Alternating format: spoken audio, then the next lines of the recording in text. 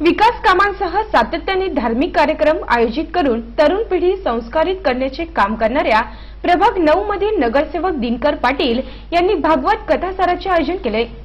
5 मे ते 11 मे पर्यंत या भक्तिमय सप्ताहात श्रमिक नगर मधील तुळजाभवानी मंदिराच्या प्रांगणात श्रीधाम वृंदावनचे राष्ट्रीय प्रवक्ते श्री संतोषानंदजी यांच्या उपस्थितीत प्रारंभ झाला।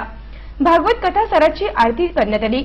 भागवत कथासाराच्या समाप्तीच्या दिवशी 11 मे रोजी पोलीस आयुक्त रवींद्र सिंघल आणि महापालिका आयुक्त अभिषेक कृष्णा यांच्या नागरी सत्काराचे आयोजन देखील करण्यात आले आहे। या सर्व कार्यक्रमाची माहिती नगरसेवक दिनकर पाटील यांनी दिली। आज आपल्या कुटुंबामध्ये हे 6वं वर्ष आहे। श्रीमद भागवत कथा या ठिकाणी सुरू होते। कथाच्या कार संतोष मुनी नंद महाराज वृंदावन हे या ठिकाणी प्रबोधन करणार आहेत। मी विनंती करणारे या कुटुंबातील जिल्ह्यातील सर्व बंधू भगिनींचा आपण लाभ घ्या। आजपासून 5 मे 2017 पासून 11 मे 2017 पर्यंत म्हणजे 7 दिवस कथा चालणार आहे। त्याचा आपण लाभ घ्यावा अशी मी विनंती करतो। या कार्यक्रमाचे आयोजन माजी नगरसेविका लताबाई पाटील अमोल पाटील यांनी केले आहे।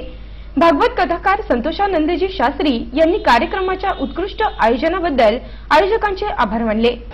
आपलं कुटुंब, आपला परिसर, आपला देश, आपलं राज्य सदैव निर्विघ्ने समाधानी आणि प्रसन्नतेने राहावं यासाठी समाज सेवा, आध्यात्मिक सेवा इत्यादी सेवेचा उपक्रम आपल्या परिसरातील और ज्यांचं माझ्यावर आणि माझ्या भगवंतावर नितांत प्रेम आहे असे सर्वांचे लाडके अण्णा अर्थात माननीय श्री दिनकर धर्माजी अण्णा पाटील हे सर्वांच्या हृदयात प्रेमाचं स्थान निर्माण करून आणि हा सत्संग या सत्संगाला अण्णांनी आताच सर्वांना आग्रहाचं आमंत्रण दिलं।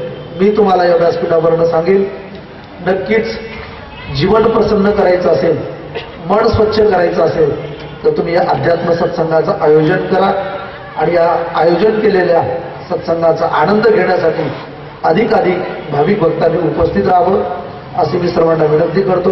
जय श्री कृष्ण राधे, दंडवत प्रणाम। हा कार्यक्रम यशस्वी होण्यासाठी बांधकाम व्यावसायिक विष्णू पाटील, नगरसेवक रवींद्र धिवरे, नगरसेविका हेमलता कांडेकर, वर्षा भालेराव परिश्रम घेत आहे। नाशिक सिटी न्यूजसाठी व्हिडिओ जर्नलिस्ट सुनील वगैरे, सातपूर।